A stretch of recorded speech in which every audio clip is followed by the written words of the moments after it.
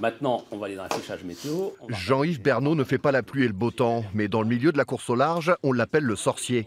Alors quand à quelques semaines du départ de la route du Rhum, il prodigue ses précieux conseils au skipper Rochelet, on se tait et on l'écoute. Moi, ça fait 10 ans que je viens de manière épisodique le voir et c'est toujours aussi important parce que ça nous nourrit de connaissances qui nous permettront de prendre les bonnes décisions pendant la course. La route est quand même assez complexe à trouver parce que les alizés sont au début d'installation, donc il faut faire un compromis entre jouer avec les vents forts dans la première partie, avec les dépressions qui passent, et puis tenter de trouver l'alizé et arriver avec du vent portant vers les Antilles. Et cette route, il la connaît par cœur. Petit flashback 1990, Jean-Yves Bernot fait le routage de Mike Birch pour la route du Rhum déjà.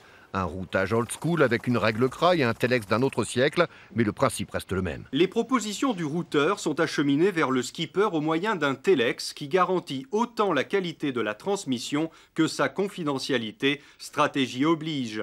C'est une aide à la décision, c'est-à-dire qu'il y a un bonhomme à terre qui a une foule d'informations, qui trie, qui met en ordre, qui l'anime et qui dit au skipper voilà le type de choses que tu vas rencontrer. Presque 30 ans plus tard, c'est François Gabard qui recevra par satellite les analyses météo du sorcier Bernot. Autant dire que la révolution numérique est passée par là et aujourd'hui, impossible de prendre le départ d'une transatlantique sans ces logiciels surpuissants, mais aussi très complexes à manier. Surtout un outil de simulation. Et cette simulation nous permet d'envisager qu'est-ce que je fais, comment je prends un riz, comment je me repose, etc.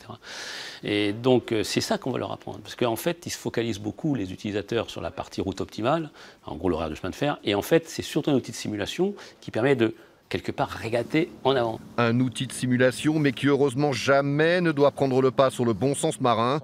À bon entendeur.